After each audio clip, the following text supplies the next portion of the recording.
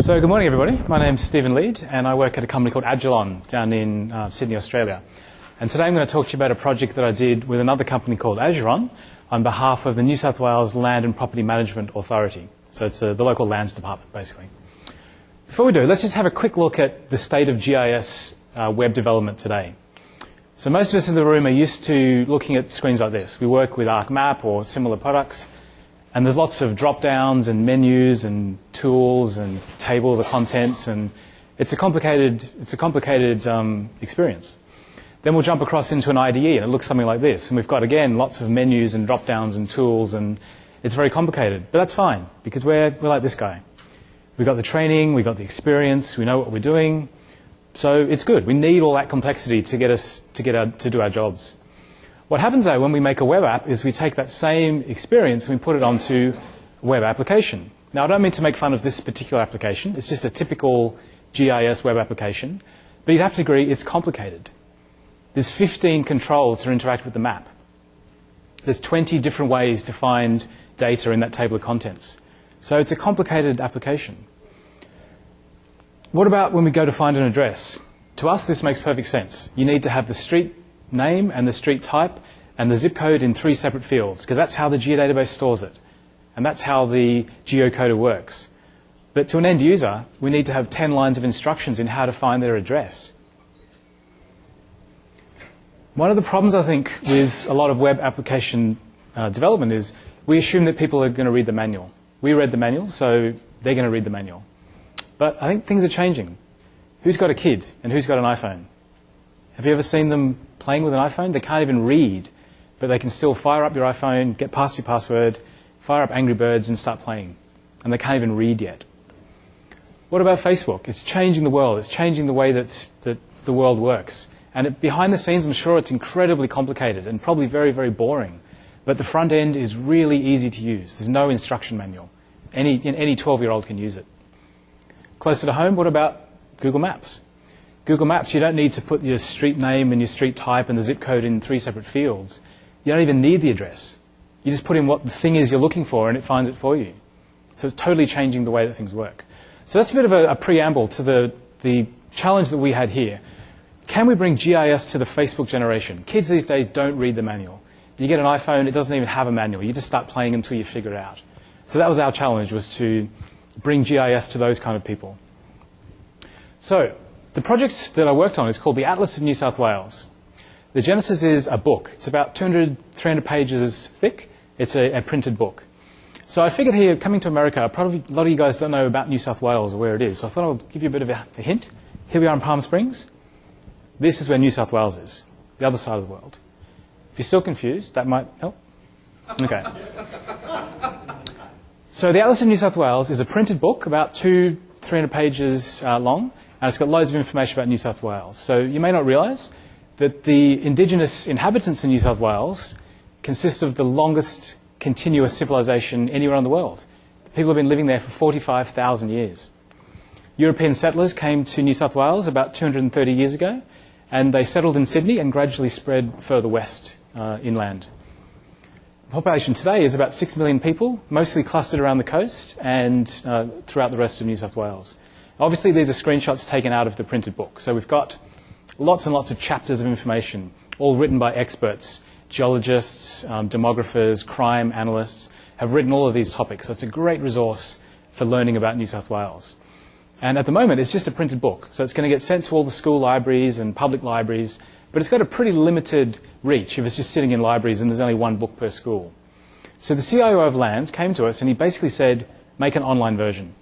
He was really, really good. He didn't micromanage, didn't tell us exactly what to do. He just said, take that book and put it online. There were a couple of stipulations, one of them being we had to use the web content management system that we had, which is IBM WebSphere, Web Content Management.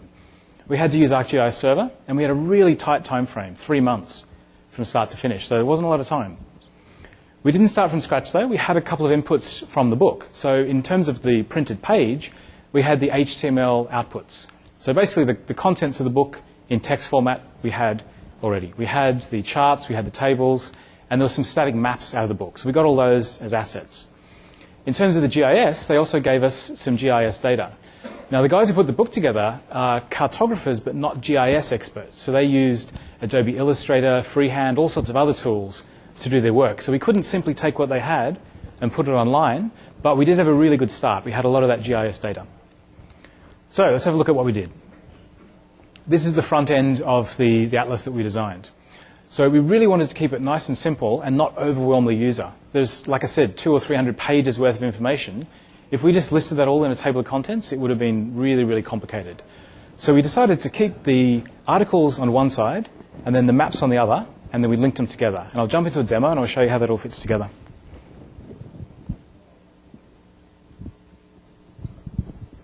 Okay, so this is looking at the live web page. I'll jump into full screen mode so we can see it a bit more easily.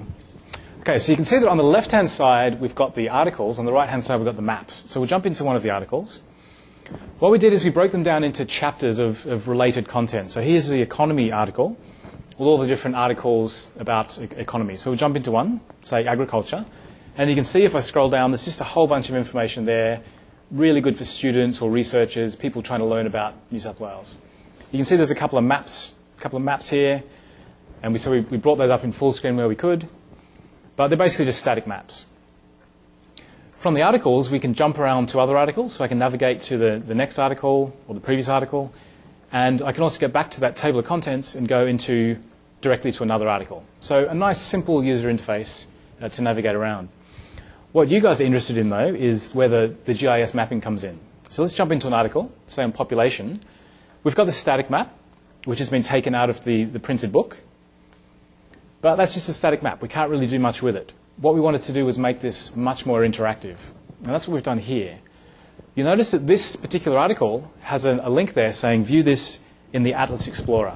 And this is where we start jumping into the GIS parts. So here is the GIS map opening.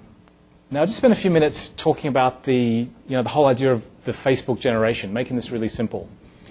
The first thing to note is there's no navigation tools. There's no zoom in, zoom out, pan north, pan west, pan south, pan east, all of those tools. So they're not there. So how do we interact? Well, the way that people these days expect to interact. If I want to zoom in, I double click to zoom in.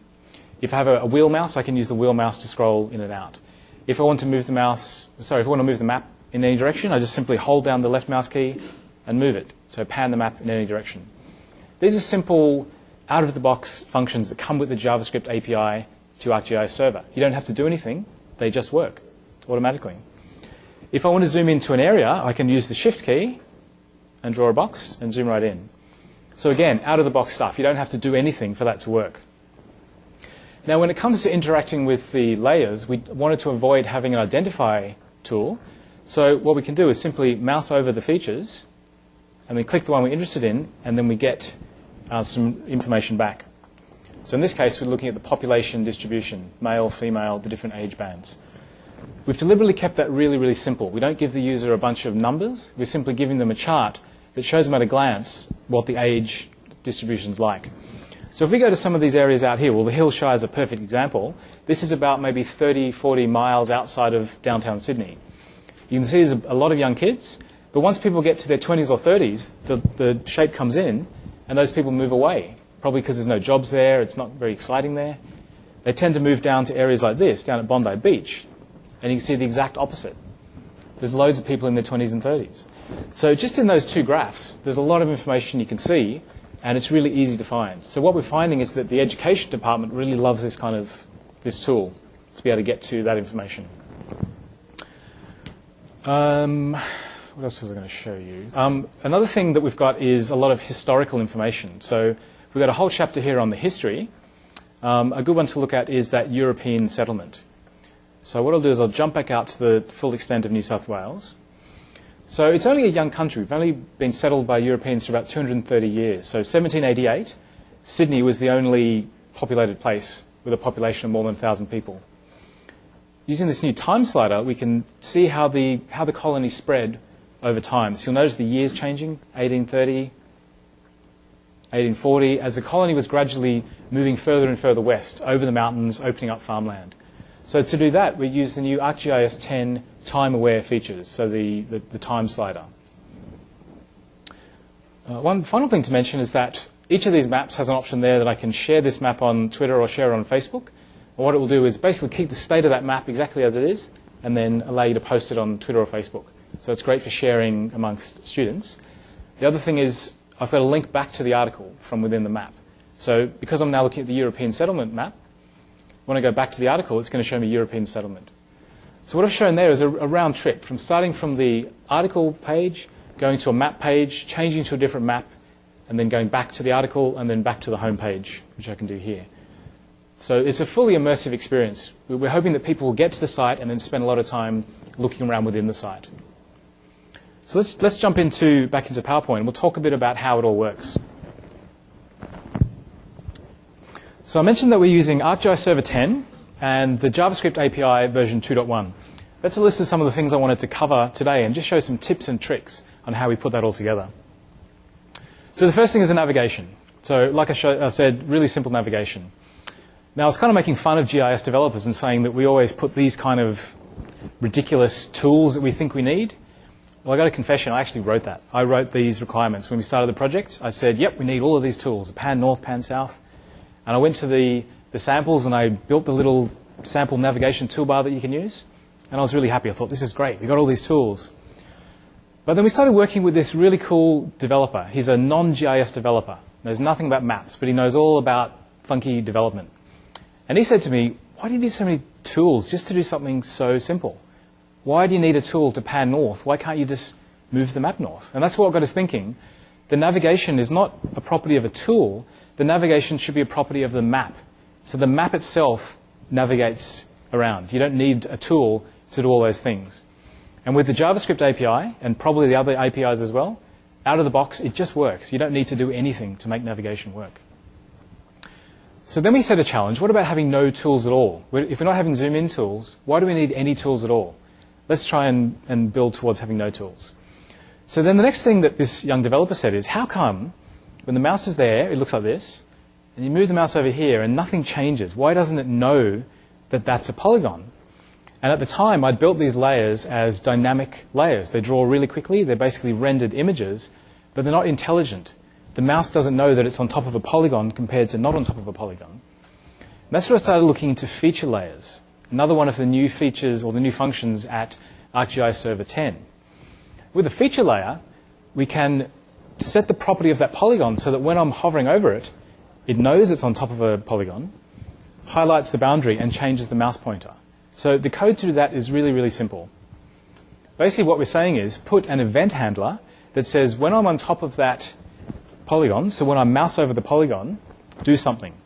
In this case, I build a highlight graphic, which is the outside, and I change the mouse pointer to the finger style. Then you need to say, when you move the mouse out, remove those things. And so it's really, really simple to give that kind of context awareness. Now, by doing that, we don't need an identify tool. As soon as you move on top of a polygon, you click and you identify. So we got rid of another tool from the toolbar. So therefore, the navigation is a property of the map. Now the identifier is a property of the layer. So when we change the layer, it simply updates and then references the new layer. So the identifier is always there on the layer itself. That's all well and good. It's all excellent. Until we pulled up Firebug and we looked at the stats.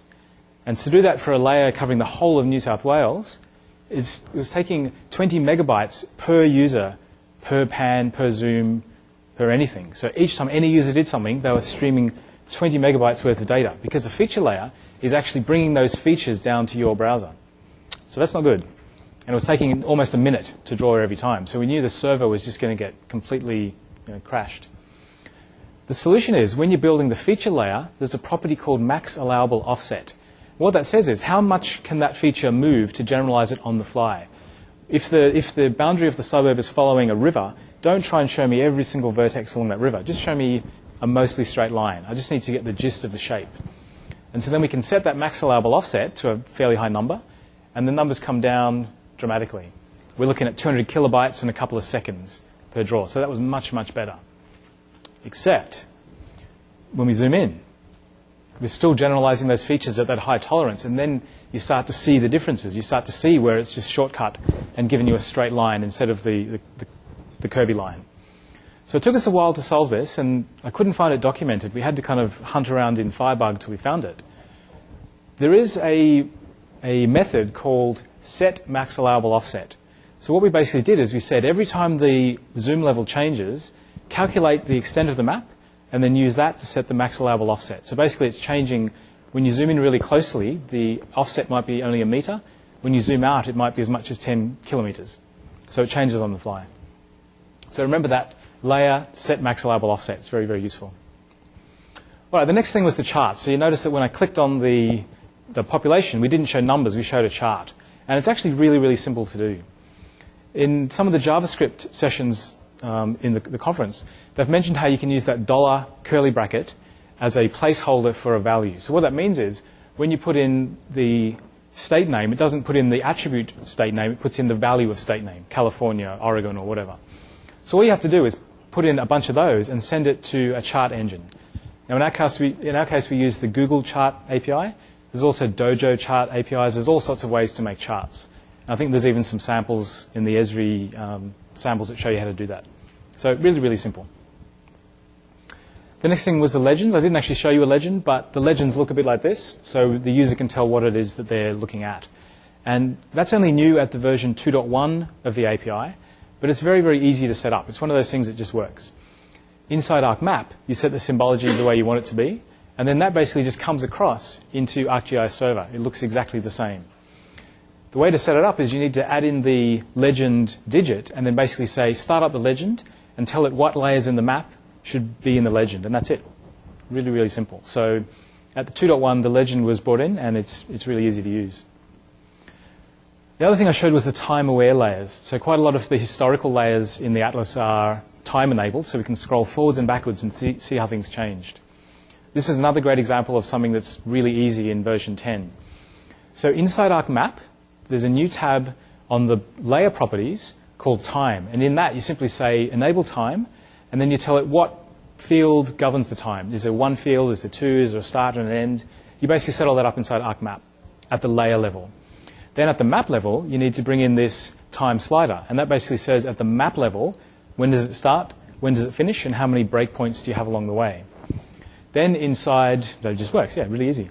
Then inside ArcGIS Server, inside your code, you need to add in that time slider digit and basically say start it up, and that's it. You've then got a time slider that applies at the map level. So you get a new time extent property, which you can use throughout your code. So for example, you could say for this query I'm about to run, set the time extent of that to the time extent of the map.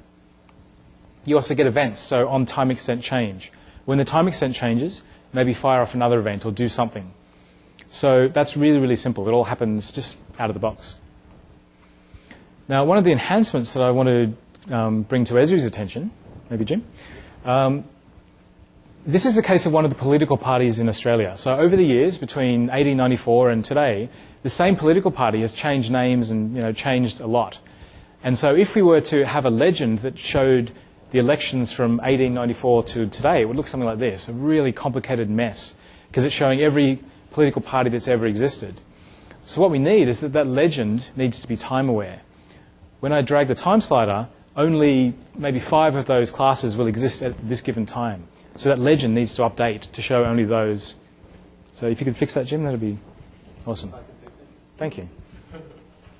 All right, so cache layers. I didn't actually show cache layers, but you can see here we've got a geological layer, and it's very, very complex, and we can display it in ArcMap in milliseconds.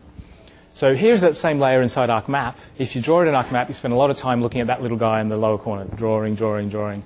It takes maybe 3 minutes to draw this layer. It's very, very complicated, lots of small polygons, very, very detailed. By caching that, we can draw that layer at any scale in seconds. What caching does, in case you're not aware, is it basically breaks up that complicated map into a series of small image tiles, and then it just draws those image tiles. So I've had a bit of trouble setting this up for the maps. It's a bit of a complicated process, and I don't think it's documented kind of end to end. What I wanted was for that cache to work at any scale, from the whole of New South Wales down to street level, but I didn't want to have to pre-build all of those caches, because it would take terabytes of data for every layer, and I had about 10 layers, and it takes a couple of days, maybe 3 days, to do it for the whole of New South Wales. So the way I found was set up the caching using the Bing Maps caching scheme, and then set that option there, create tiles on demand. What that says is, if I'm zoomed somewhere and there is no cache, allow the server to build a cache and then store it for later. Then when you hit OK, it's going to say, do you want to build the cache? And I found if you actually say no at this point, don't build the cache. Instead, if you go into Arc Toolbox, there's a tool called Manage Map Server Cache Tiles. And this allows you to specify exactly which scales you want to build at. If you use the default, when it prompts you, do you want to build them, it'll build them all. And it'll take 3 or 4 days and it'll waste a terabyte worth of space. So I found that if you set this option, set the scales that will be most commonly used, untick the rest, but because they can cache on demand, they'll cache when they're needed. So a little tip there. The geocoding. So I mentioned that we wanted to have a geocoding experience a bit like in Google Maps, where as you're typing, it prompts you for what it thinks you want to complete with. Now, I found it really difficult to do that with the Esri geocoding engine. Here's a search for the Esri address, 380 New York Street, Redlands. And if you look at the results that come back in code, you get about 12 results, and the top one is the correct one, 380 New York Street, Redlands. But then it also uses a bit of intelligence, and it says, maybe you meant Redland, or maybe even Reedland. But it's a black box. I can't see how you can get any more or less out of it. It basically returns what it's going to return. How do you do a wildcard search with that? If you look at 380 New York Street, red star, red hash, red %, it returns nothing. So if we want to prompt the user as we're typing, how can we do that if we don't know what's going to come back? So the workaround I come up with is don't use a geocoder to search on. Instead, use a map service. What I did is I had a feature class of all the addresses as points, and then I built them as a point map service, which I can then query. So because I can then run a query on it, I can use SQL commands such as like. Does that make sense to everybody? So I'm using a feature class rather than a geocoder to do the geocoding. So here's an example here of geocoding in the Atlas. I start typing, and if you look in Firebug, I've started typing BATH. Down in Firebug, it's saying search that point feature class where name is like, and then I can use percentage or hash marks. That was a little tip there, is to use a feature class, not a geocoding service. Now, when we built this, we knew it wasn't just going to be a static thing. The book is what it is, but we wanted the option to add in more stuff later on. I think the Atlas is a great example of where you could take another topic, maybe from the environment department, and just slot it in. They might have a report on catchment health. We could put that in as a report and then add in a map as well. So we were really careful to build a flexible framework that we could expand on. And the way we did that was by using a JSON object to control the map layers. So I'll just let this come through and show some of the things that are in that JSON object. For any layer, we might have, is there an article related to this map or not? What's the summary text that appears at the top of the map? What's the legend? Is the legend a live legend? Or in some cases, the legend is just a static snapshot, just an image. How big is the info window when it pops up? So is it this big, that big? So all of these properties are set in JSON. And the advantage of that is it's really flexible. We can add in a new layer very, very quickly. So I went to a developer hack day in Sydney a couple of weeks ago, and one of the data sets that they provided for us was an Excel spreadsheet of electricity usage across Sydney. So I took that, and within 1 hour, I had that up on our website as a new chapter within the Atlas. So I made a map out of the spreadsheet, got a related article from their website, and basically linked them together. And because it's done very flexibly in JSON, it took an hour from getting the spreadsheet to having it on the server. So really, really flexible. It also means it's extensible. So if we decide we want to put something new inside that info window, we just add it in. The info window consists of a title and then some HTML code underneath. So you can put whatever you want. At the moment, we've got those Google charts. We have tables. You can put in an iframe. Perhaps later we could even have video or anything that will fit inside that info window. So the JSON approach allowed us to be really, really flexible. Right, so to summarize what we've got then inside the Atlas, we're looking at ArcGIS Server 10.0. We haven't yet migrated to the Service Pack 1, but I'd like to do that as soon as we can. And the JavaScript API 2.1. Now, after being here at this summit this week, I'm definitely going to go back and upgrade to 2.2. There's some really good stuff in the new 2.2 API. Because it's JavaScript, it'll run on any device. So we don't have to worry about Silverlight, Flash, Flex, any of those plugins. It just works on any device, including an iPad. So that was really important for us, given that the audience was school kids, is it just needed to work on anything without the need for a plugin.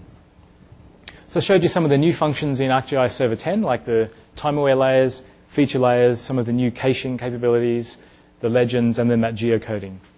So I just wanted to finish up with a bit of a, we've got about 500 megs worth of stuff on the article side, so there's quite a lot of information there.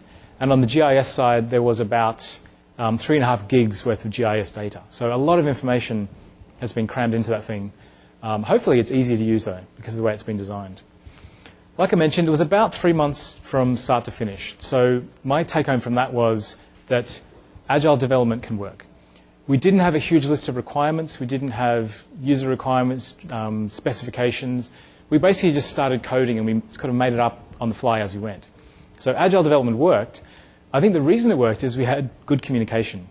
Very small team. There's only 3 of us, and we're sitting right next to each other. We were talking all the time, emails, Jira, bug lists. So really good communication. We had a great shared vision. We knew what we wanted, not exactly, but we had a good idea of what we were trying to get towards. So we didn't feel we needed those requirements and specifications. And we had complementary skills. So this is how the team was made up. There was me, the GIS guy, and I know all the stuff like geodatabases and projections and all that kind of stuff that webby people know nothing about. So I brought the GIS side, the ArcGIS server. But I don't know much about HTML, CSS, jQuery, any of that stuff. So we had a really good designer, a guy called Danny Savick. He knows all of that stuff, as well as SEO and web content management and all of those things, but he doesn't know much about maps, so we worked really well together. Now, if you look at our first designs, they were just functional but hideously ugly, really, really ugly. I'm really embarrassed to go back to the first designs. So we realized pretty quickly we don't know much about design. We brought in that guy, Tim Lucas, and he is an expert at user experience, user interface, and just making nice, functional, and funky designs. So I think that's why the project worked as well as it did. We had a really good mix of skills, but not much of an overlap of skills. We all kept out of each other's hair and did separate things. We weren't fighting over the same tasks. So I just wanted to end on a bit of a philosophical note, I guess. If we're here at a GIS conference and we're just looking at other GIS people and other GIS developers, I don't think we're ever going to do anything new. I think to get something new, we need to go outside of GIS. So look at inspiration like Facebook, things like jQuery, things like photography, and even hardware design. There's some really good stuff happening out there by non-GIS people. And I think if we embrace some of what they can teach us, then we can make much better applications. So this is a picture I took in the server room at Department of Lands. This is what really happens if you write a user manual. No one actually reads a user manual anymore. So you need to move beyond the user manual. That's the message today. So here's the URL if you want to have a play with the site, atlas.nsw.gov.au. And if you like it, please go into that tweet option, which is under About This Map, and tell everybody. And yeah, any questions, please come in and tell me. Thank you.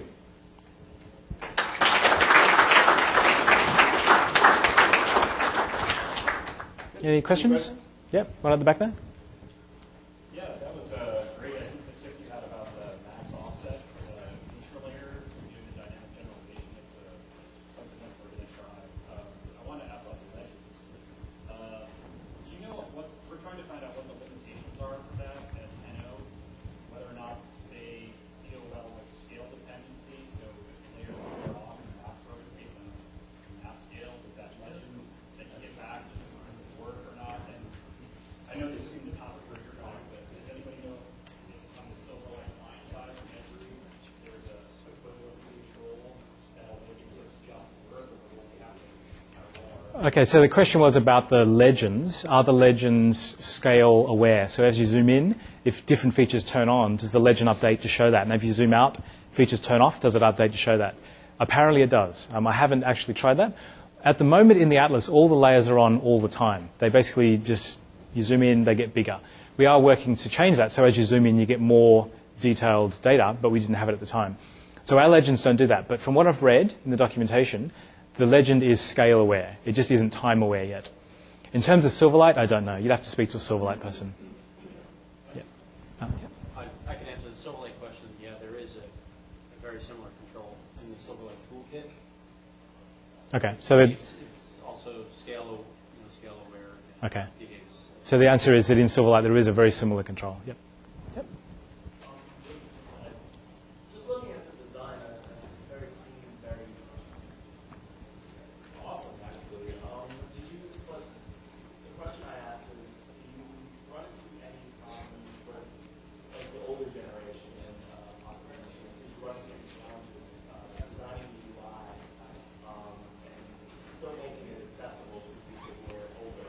Okay. Yeah, so the question was that he likes the design, thinks it's nice and clean and simple. Does it work for older people as well? We did a limited usability testing just on people around the office within Department of Lands, some of them older, some of them younger, all of them non-GIS people, and they all found it really intuitive. I sent it to my dad, and I didn't give him any instructions. I just gave him the URL. And he came back and said, wow, did you know that blah, blah, blah, blah, blah, blah. So he worked it out himself with no instructions. So he's 60-something, so yeah, I think it works for older people. Yep. Any other questions? Yeah. I had a question about upgrading GIS data. I don't know if that was a requirement of the Lands Department, but one thing we face often is what happens in the case that our end user wants to publish a new set of GIS and how, so if that was a requirement, how would they interact with you? Okay, so the question is, how would an end user update their data? So I mentioned that not all that data is owned by land. So say the geology layers might come from the minerals department. How do they update their data? We've got a very flat file structure. We're using FileG databases to store all the information. And I chose that because it's simpler. We don't have to worry about using ArcGIS. And we did some performance testing, and it was faster than using ArcGIS anyway. So having the FileG databases makes it really, really easy. We just swap them out. You remove a FileG database and put it in a new one, and then the map document will update to the new one, and that'll just work. So everything is very flat so that we can remove or add things very, very easily without disrupting the rest of the site. Another question there? Yeah, process question on your development. You said that you had 3 guys working on it for like 3 months, and it seems like there was a lot of iteration and change in it. How do you manage change without having specifications or requirements? Bug tracking system or something like that? Yeah, so the question was, how did we manage change and iterations, given that it was a fast development cycle, we were changing it constantly? We didn't have any documentation, but we did have a good idea of what we wanted, which I think helped, and we all agreed on what we wanted. We also had Jira, which is a bug tracking system, so for any bugs we'd find, we would log them in Jira, so each person would know what they had to fix. On the HTML side, they were using Subversion to manage the changes. So they push the changes into Subversion and then basically push them up to the server. On the GIS side, I found the simplest option was just to use Dropbox. Does everyone know Dropbox? If you don't, check it out, dropbox.com.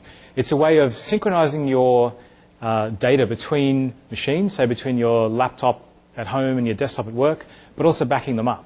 So it has version control. So if you make a change to your code, say you make a change to the JavaScript code or your HTML code, and you realize you've broken something, you simply go into Dropbox and you revert to the last version. So I found Dropbox for GIS development was very, very useful. Does that answer the question? Yep. Okay, I think it might be lunchtime now. So, yep. Any other questions, please come up to the front and ask me. But thanks again.